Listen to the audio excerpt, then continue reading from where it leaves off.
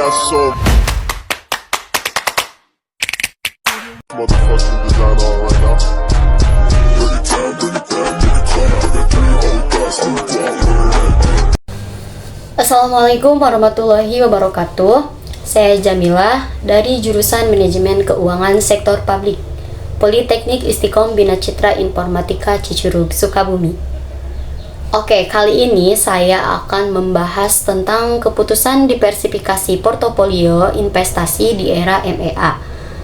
Sebelumnya teman-teman ada yang tahu nggak sih MEA itu apa?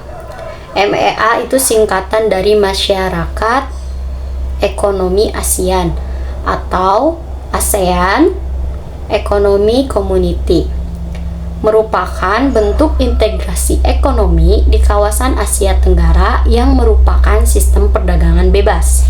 Kemudian yang pertama ada pendahuluan. Manajemen keuangan memiliki 3 fungsi dalam aplikasinya, yaitu pertama terkait dengan keputusan investasi, kedua keputusan keuangan, dan ketiga adalah manajemen aset. Berdasarkan 3 keputusan dalam fungsi manajemen keuangan tersebut, keputusan investasi adalah yang menjadi dasar kebijakan selanjutnya. Keputusan investasi ini menjadi hal yang paling penting dari 3 keputusan tersebut. Mengapa keputusan investasi ini penting? Karena ketika investor berinvestasi akan memperoleh keuntungan di masa depan. Kemudian ketika perusahaan berinvestasi akan memaksimalkan laba perusahaan tersebut dan kemakmuran untuk pemegang saham. Kemudian ada bahan kajian. Pokok kajian yang akan dibahas dalam uraian tulisan ini adalah yang pertama yaitu konsep dasar diversifikasi investasi, yang kedua analisis portofolio investasi, kemudian yang ketiga yaitu keputusan diversifikasi portofolio investasi di era MEA. Selanjutnya yaitu pembahasan.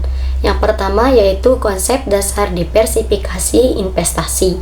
Investasi adalah pengalokasian dana untuk mengadakan barang modal dengan tujuan untuk memperoleh hasil barang atau jasa yang lebih besar di masa yang akan datang. Pasar modal merupakan sumber pendanaan jangka panjang bagi korporasi dan untuk memperoleh keuntungan bagi investor. Diversifikasi adalah strategi pengalokasian dana untuk meminimalisir kerugian yang akan dihadapi. Jadi, ketika kita akan berinvestasi, usahakan jangan berinvestasi hanya pada satu saham, melainkan pada beberapa jenis investasi lainnya. Misalnya kita berinvestasi 40% di saham, kemudian 30% di obligasi, dan 30% lainnya di reksadana atau saham lainnya. Maka ketika suatu pasar mengalami penurunan atau memburuk, kita tidak akan terlalu merasa rugi gitu. Tidak akan terlalu rugi karena masih ada beberapa investasi yang lainnya yang kita punya. Diversifikasi ini bertujuan juga untuk meningkatkan keuntungan. Selanjutnya yaitu analisis portofolio investasi. Portofolio adalah kombinasi, gabungan, atau sekumpulan aset, baik real maupun finansial, yang dimiliki oleh investor dalam rangka mengurangi risiko dengan cara diversifikasi, yaitu mengalokasikan sejumlah dana pada berbagai alternatif investasi yang berkorelasi negatif. Jadi portofolio ini adalah sekumpulan aset yang dimiliki oleh investor. Aset yang termasuk aset real yaitu properti seperti tanah, bangunan, emas, atau valuta asing. Kemudian untuk aset finansial itu seperti saham, obligasi, deposito, reksadana, dan lain-lain. Kemudian di sini terdapat beberapa model dari manajemen portofolio. Yang pertama yaitu model pertumbuhan spekulatif atau speculative growth model. Investor diharapkan memperoleh keuntungan yang tinggi akibat perubahan harga atau capital gain di pasar sekuritas, sekalipun akan menghadapi tingkat risiko yang relatif besar. Yang kedua yaitu model pertumbuhan jangka panjang atau long term growth model. untuk memperoleh keuntungan diversifikasi dari spread kenaikan harga pasar yang bersifat jangka panjang. Biasanya risiko yang dihadapi relatif kecil. Kemudian yang ketiga yaitu model keuntungan berjalan atau current return model. Bagaimana para investor menerima keuntungan yang banyak dengan prasyarat seperti jaminan investasi yang aman hingga jatuh tempo. Selanjutnya yaitu keputusan investasi didasarkan atas. Yang pertama yaitu nilai return yang diharapkan. Return yang diharapkan adalah tingkat return yang diterima investor pada masa mendatang. Sedangkan return yang terjadi merupakan tingkat return yang diperoleh investor di masa lalu. Kemudian yang kedua yaitu risiko. Jika investor mengharapkan return yang tinggi ketika melakukan investasi, maka harus mempertimbangkan juga risiko yang akan dihadapi. Semakin besar return yang diterima, yang diperoleh, maka semakin besar pula risiko yang akan dihadapi. Kemudian yang ketiga yaitu korelasi nilai risiko dan return yang diharapkan. Gambar ini memberikan deskripsi besarnya nilai return yang diharapkan dari jenis aset yang diinvestasikan. Sedangkan garis horizontal menunjukkan risiko yang ditanggung investor. Koordinator risk-free pada gambar ini menunjukkan nilai return bebas risiko, yang artinya satu pilihan investor menawarkan tingkat return yang diharapkan. Yang diharapkan risk-free dengan risiko 0. Kesimpulan dari gambar tersebut yaitu risiko dan return diharapkan mempunyai hubungan yang searah dan linear.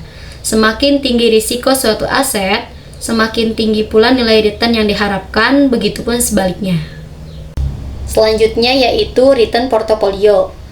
Tingkat pengembalian yang diharapkan atau expected return on portfolio adalah rata-rata tertimbang dari tingkat pengembalian yang diharapkan dari masing-masing aktiva di dalam portofolio dengan bobotnya adalah pecahan dari total portofolio yang diinvestasikan setiap aktiva.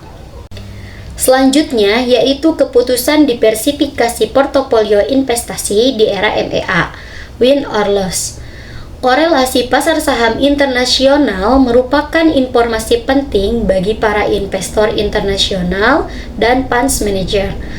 Karena korelasi pasar saham internasional untuk mengidentifikasi beberapa saham internasional yang membentuk diversifikasi portofolio terbaik dengan risiko yang serendah mungkin.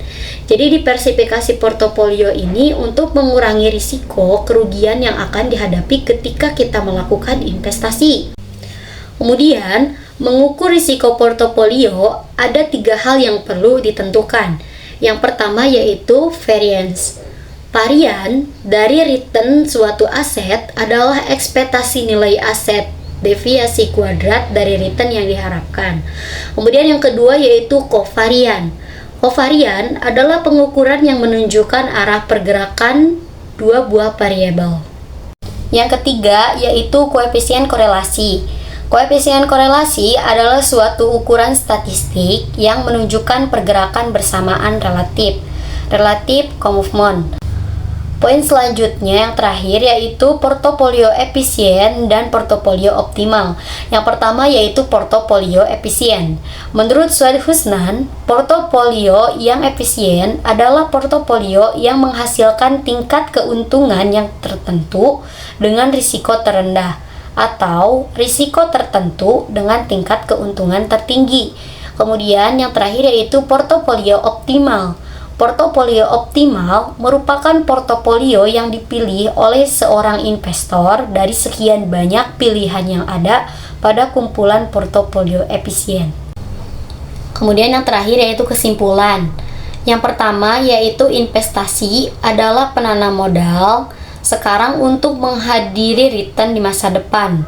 Keuntungan yang maksimal diperoleh dari diversifikasi portofolio investasi.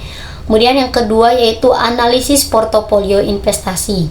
Dasar-dasar keputusan investasi dalam portofolio terdiri atas tingkat return yang diharapkan, risiko dan hubungan tingkat risiko dengan return yang diharapkan. Kemudian yang terakhir yaitu keputusan diversifikasi portofolio investasi di era MEA Diversifikasi portofolio internasional mempertimbangkan hasil dari risiko yang dihadapi agar memperoleh hasil yang efisien dan optimal. Demikian pembahasan materi dari saya, kurang lebihnya mohon maaf. Wassalamualaikum warahmatullahi wabarakatuh.